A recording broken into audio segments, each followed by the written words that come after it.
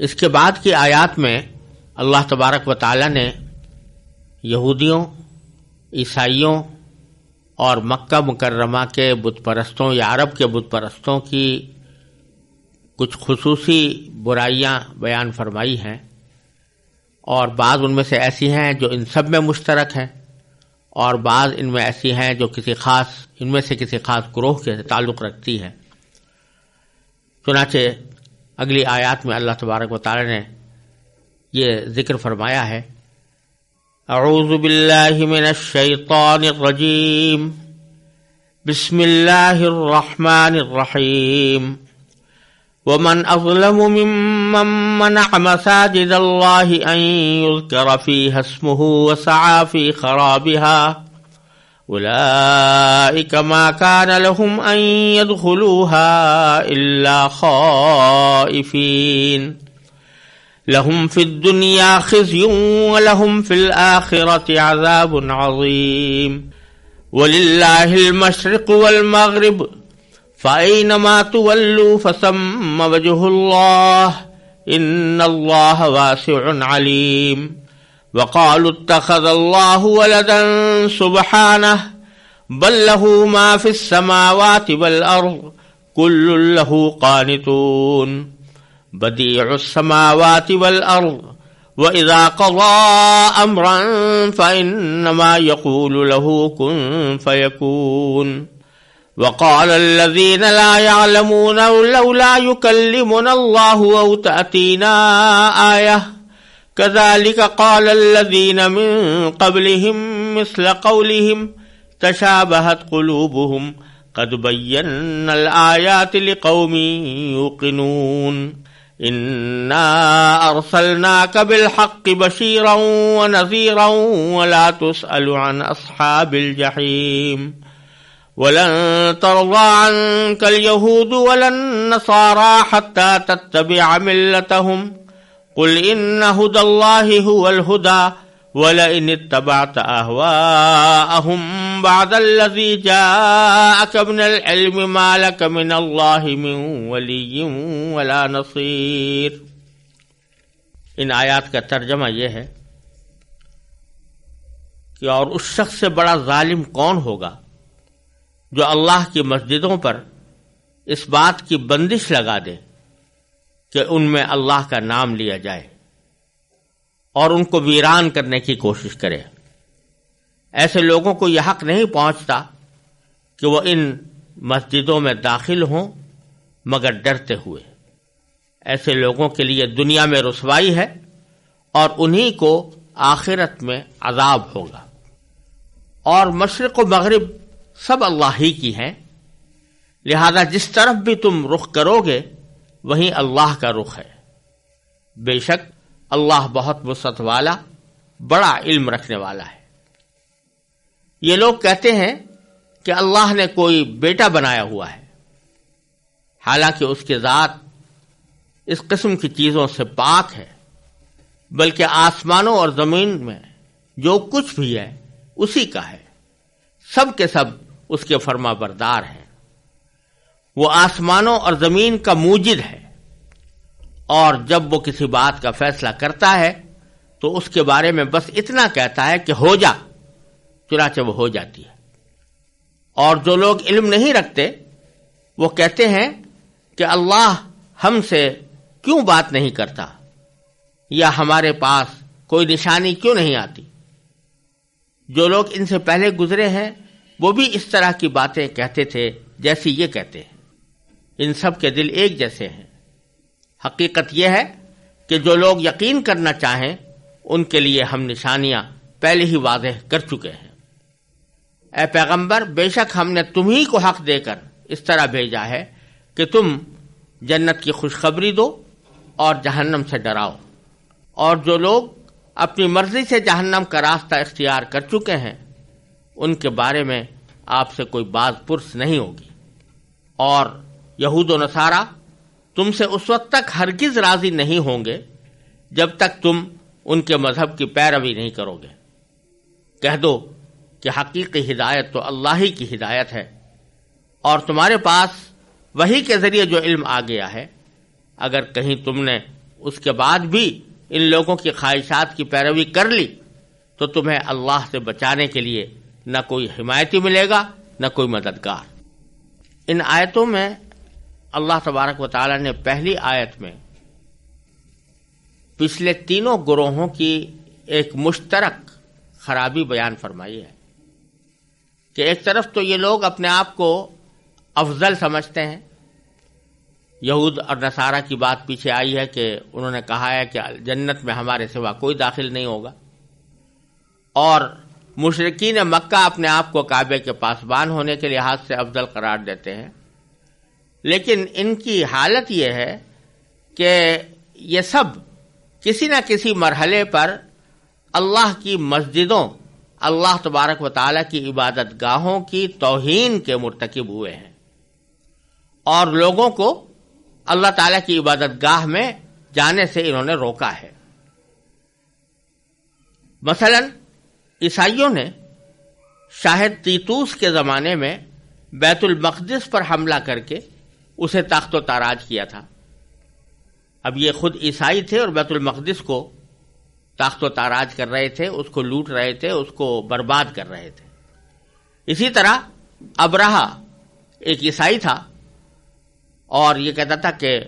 میں عیسائی ہوں اور حضرت عیسیٰ علیہ السلام کا پیروکار ہوں، لیکن اس نے بیت اللہ پر حملہ کر کے اس کو ویران کرنے کی کوشش کی، جس کے نتیجے میں اللہ تبارک و تعالی نے اس کو تباہ و برباد کیا، جس کا ذکر سورہ فیل میں آیا ہے۔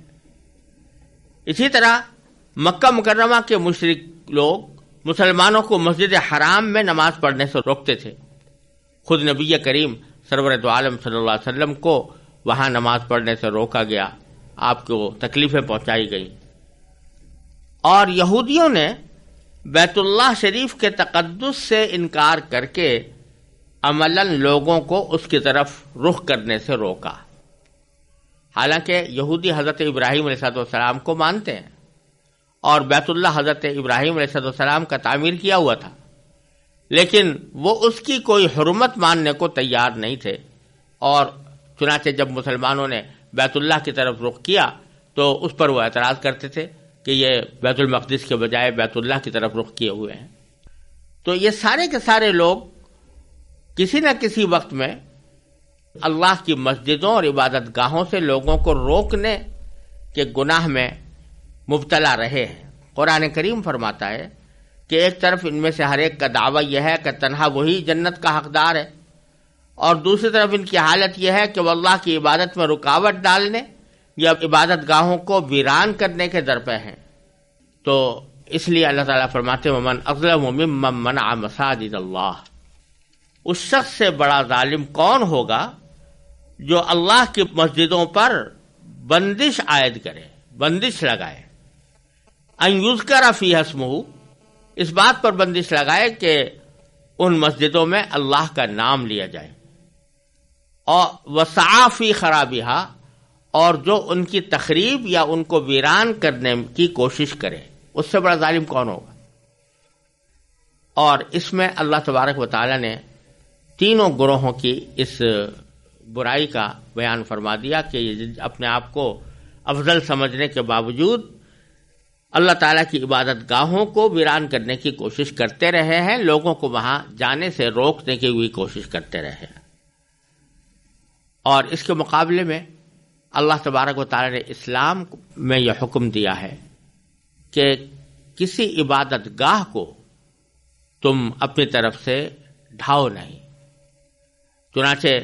جب نبی کریم سرور دو عالم صلی اللہ علیہ وسلم کسی کو جہاد کے لیے بھیجتے تھے تو اس میں آپ جو ہدایات عطا فرماتے تھے، ان ہدایات میں سے ایک ہدایت یہ بھی ہوتی تھی کہ جو لوگ کسی عبادت گاہ میں عبادت میں لگے ہوئے ہیں ان کو چھیڑنا جائز نہیں، مقابلہ انہی سے کرو جو جنگجو ہیں اور جو جنگ کرنے والے ہیں، اور جو عبادت کے لیے بیٹھے ہیں، چاہے وہ عیسائی ہوں اور کلیسا میں بیٹھے ہوں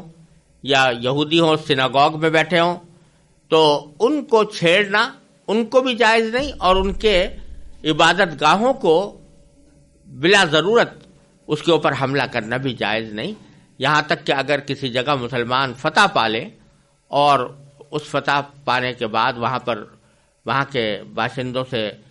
صلح کا معاملہ ہو جائے تو پھر ان کی مسجدوں کو یا ان کی عبادت گاہوں کو چھیڑنا مسلمانوں کو جائز قرار نہیں دیا گیا. لیکن یہ لوگ مسلمانوں کی مسجدوں کے ساتھ اور مسلمانوں کے عبادت گاہوں کے ساتھ یہ بدترین سلوک کرتے رہے ہیں اور لوگوں کو اس سے روکتے رہے ہیں. اس کے بعد اللہ تعالیٰ فرماتے ہیں اولئک ما کان لہم ان یدخلوها الا خائفین. ان لوگوں کو یہ حق نہیں پہنچتا تھا کہ وہ ان مسجدوں میں داخل ہوں مگر ڈرتے ہوئے. اس کی ایک معنی تو یہ ہے کہ اللہ تبارک و تعالیٰ کے گھر یعنی عبادت گاہیں جس میں اللہ تعالیٰ کی عبادت کی جاتی ہے وہ در حقیقت اللہ کا گھر ہوتا ہے. اور اس گھر میں جب بھی کسی انسان کو داخل ہونے کا موقع ملے تو اس کے اوپر اس کے دل پر اللہ تبارک و تعالیٰ کے خوف اور خشیت کے آثار ہونے چاہیے. ڈرتے ہوئے داخل ہونے کا معنی یہ کہ اللہ تبارک و تعالیٰ کی عظمت کا لحاظ کرتے ہوئے، اللہ تبارک و تعالیٰ کی قدرت کا لحاظ کرتے ہوئے اور اللہ تبارک و تعالیٰ کے خشیت دل میں رکھتے ہوئے ان کو داخل ہونا چاہیے تھا. لیکن بجائے اس کے کہ یہ خوف و خشیت کے ساتھ داخل ہوتے، اللہ تعالیٰ کی تصور کے ساتھ داخل ہوتے، انہوں نے ان کو برباد کرنے کی کوشش کی. اور بعض حضرات مفسرین نے اس کے معنی یہ بیان کیے ہیں اولئک ما کان لہم ان یدخلوها الا خائفین، کہ ان لوگوں کو اب آئندہ حق نہیں پہنچتا کہ وہ اللہ کی مسجدوں میں داخل ہوں مگر ڈرتے ہوئے. یعنی آئندہ اشارہ کیا جا رہا ہے کہ ایک وقت ایسا آنے والا ہے کہ جب ان کو خود مسلمانوں کی طرف سے خوف ہوگا اور یہ جب بیت اللہ کے اندر مسجد حرام میں داخل ہوں گے تو ڈرتے ہوئے داخل ہوں گے اور مسلمانوں کی طرف سے ان کو اندیشہ لگا ہوا ہوگا. تو آئندہ کی پیشین گوئی بھی اس کے اندر موجود ہے. پھر آگے ارشاد فرمایا کہ لہم فی الدنیا خزی، ان کے لیے دنیا میں رسوائی ہے، وَلَهُمْ فِي الْآخِرَةِ عَذَابٌ عَظِيمٌ، اور آخرت میں ان کے لیے زبردست عذاب ہوگا. پھر آگے اللہ تبارک و تعالی نے ایک خاص بنیادی اصول بیان فرمایا ہے. اگر وہ انسان کی سمجھ میں آ جائے تو اس کی بہت سی غلط فہمیاں خود بخود دور ہو جائیں. یہودی اور نصرانی یہ لوگ آپس میں جو جھگڑتے تھے اس جھگڑے کی ایک بنیاد یہ بھی تھی کہ ان کے قبلے الگ الگ تھے. حضرت عیسیٰ علیہ السلام جس جگہ پیدا ہوئے بیت اللحم، اس کو عیسائیوں نے اپنا قبلہ بنایا ہوا تھا اور یہودیوں کا قبلہ بیت المقدس تھا. تو کبھی کبھی ان کے درمیان اس بات پر بھی جھگڑے ہوتے تھے کہ تم نے اس کو قبلہ کیوں بنایا ہوا ہے. اور اسی طرح شروع میں جب نبی کریم سرور عالم صلی اللہ علیہ وسلم پر نماز فرض ہوئی اور صحابہ کرام نے نماز پڑھنی شروع کی تو مسلمان اپنا رخ بیت اللہ کی طرف کرتے تھے، یعنی کعبہ شریف کی طرف. اس پر بھی یہودی اعتراض کرتے تھے کہ اب تک جتنے انبیاء کرام آتے رہے ہیں علیہم الصلاۃ والسلام وہ بیت المقدس کا رخ کرتے رہے ہیں، ان کی امتیں بیت المقدس کی طرف رخ کر کے نماز پڑھتی رہی ہیں، اور تم بھی اپنے آپ کو نبوت کے سلسلے کی ایک کڑی قرار دیتے ہو، تو پھر تمہارا رخ بیت المقدس کی طرف کے بجائے بیت اللہ کی طرف کیوں نہیں ہوتا؟ اس قسم کے اعتراضات وہ کیا کرتے تھے. اللہ تبارک و تعالیٰ اگلی آیت میں یہ بیان فرما رہے ہیں کہ تم لوگوں کو در حقیقت قبلے کی حقیقت ہی کا پتہ نہیں. جب کسی طرف رخ کرنے کے لیے اللہ تعالیٰ کا حکم آ جائے اور اس کو قبلہ قرار دے دیا جائے تو اس کا مطلب یہ نہیں ہوتا کہ اس جگہ میں بذات خود کوئی تقدس یا حرمت ایسی ہے کہ جس کی وجہ سے کچھ بھی ہو جائے اسی طرف رخ کیا جائے گا. کسی بھی جگہ میں، کسی بھی انسان میں بذات خود کوئی تقدس نہیں ہوتا، نہ کسی جگہ میں ہوتا ہے، نہ کسی رخ میں ہوتا ہے، نہ کسی جہت میں کوئی خاص تقدس اپنی ذات کے اعتبار سے ہوتا ہے. بلکہ ہوتا کیا ہے کہ جب اللہ تبارک و تعالیٰ کسی جہت کو یا کسی سمت کو مقدس قرار دے دیتے ہیں یا اللہ تبارک و تعالیٰ اس کی طرف رخ کرنے کا حکم دے دیتے ہیں تو اس میں تقدس آ جاتا ہے، پھر اس میں حرمت پیدا ہو جاتی ہے۔ تو اصل چیز اللہ تعالیٰ کا حکم ہے، اللہ تعالیٰ جس طرف حکم دے دیں کہ اس طرف رخ کرو اسی میں تقدس پیدا ہو جائے گا، اور اللہ تعالیٰ فرمائے کہ نہیں اب اس جگہ کے بجائے دوسری جگہ کی طرف رخ کرو تو اس میں تقدس پیدا ہو جائے گا اور پھر اسی کی اطاعت واجب ہو جائے گی۔ لہذا کسی بھی عمل میں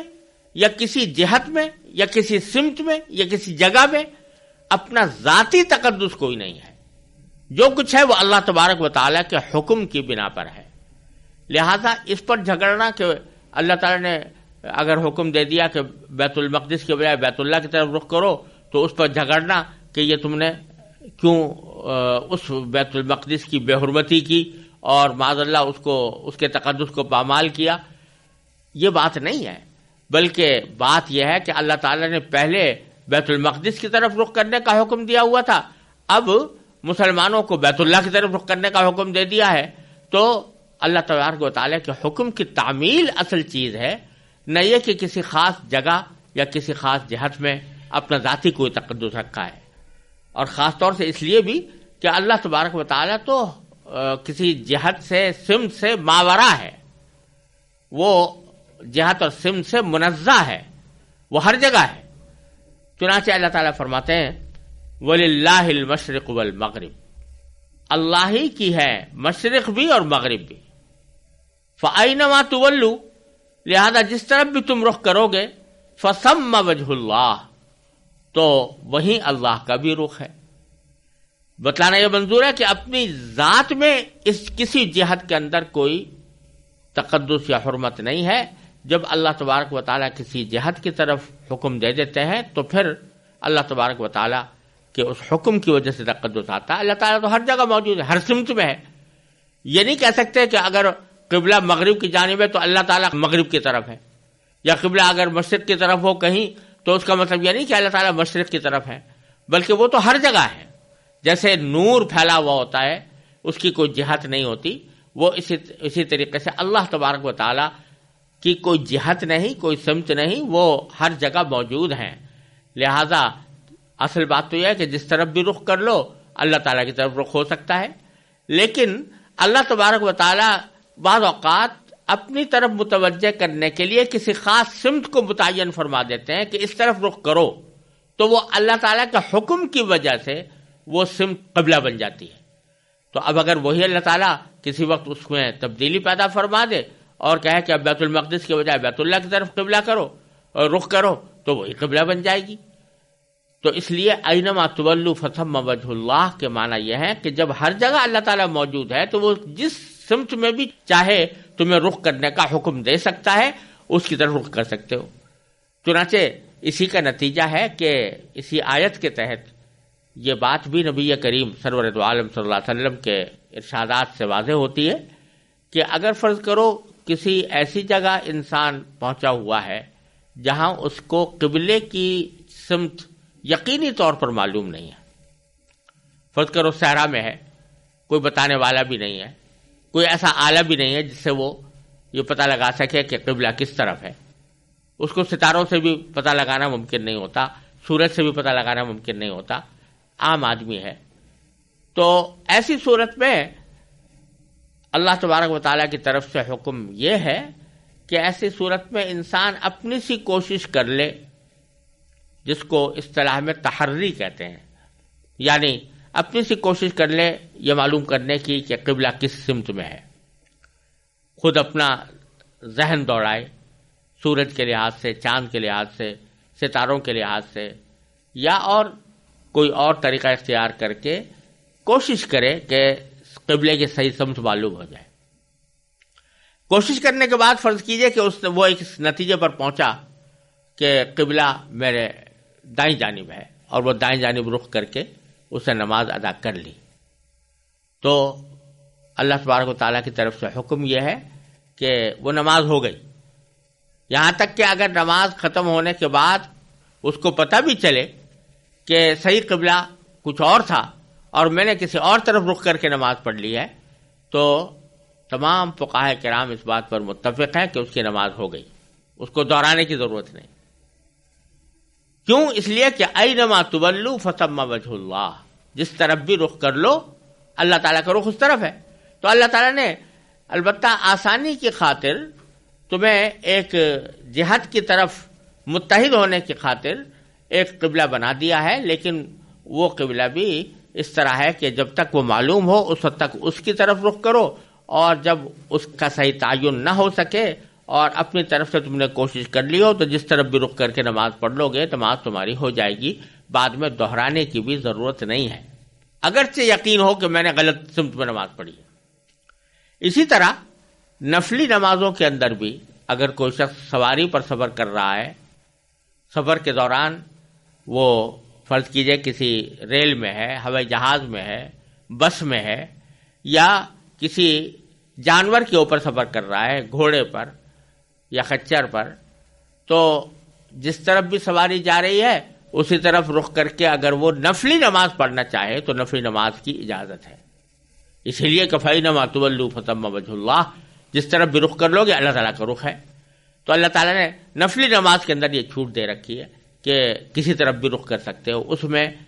خاص قبلے کا رخ کرنے کی ضرورت نہیں۔ البتہ فرائض کے لیے ضروری قرار دیا ہے کہ جو فرض نمازیں ہیں یا واجب نمازیں ہیں جیسے وتر کی نماز، تو اس کا ہر حالت میں قبلے کی طرف ہونے کی کوشش ضروری ہے۔ البتہ اگر معلوم نہ ہو سکے باوجود کوشش کے تو پھر جیسا میں نے عرض کیا کہ جس طرف بھی رخ کر کے آدمی نماز پڑھ لے گا تو نماز ہو جائے گی۔ اور پھر اس آیت کے انتہا میں اللہ تبارک و تعالی نے ارشاد فرمایا کہ ان اللہ واسع علیم، بے شک اللہ بہت وسعت والا، بڑا علم رکھنے والا ہے۔ وسعت رکھنے والا یعنی وسعت والا کہ اس نے تم کو اتنا مقید نہیں کیا ہے کہ ہر حالت میں تم بالکل بعین ہی قبلے ہی کی طرف رخ کرو، بلکہ اس جیسی حالات میں جیسا میں نے عرض کیا تمہیں یہ وسعت دی ہے کہ تم اپنے گمان کے مطابق جس طرف بھی نماز پڑھ لو گے نماز ہو جائے گی۔ نفلے میں تمہیں وسعت دے دی ہے۔ تو وسعت اللہ تعالیٰ کے ایک صفت ہے واسع ہونا، وہ وسعت ہے، خود بھی وسعت رکھتا ہے، دوسروں کو بھی وسعت دیتا ہے، اور ساتھ ساتھ علیم بھی ہے، یعنی علم رکھنے والا ہے۔ وہی جانتا ہے کہ کس وقت کس مرحلے پر کن لوگوں کو کس طرف رخ کرنے کا حکم دینا چاہیے۔ تو جب اس نے بیت المقدس کی طرف رخ کرنے کا حکم دیا تھا وہ بھی اپنے علم کے مطابق دیا تھا، اور جب اس نے بیت اللہ کی طرف رخ کرنے کا حکم دیا تو وہ بھی اپنے علم کے مطابق دیا، اس پر کسی کو اعتراض کرنے کا حق نہیں پہنچتا۔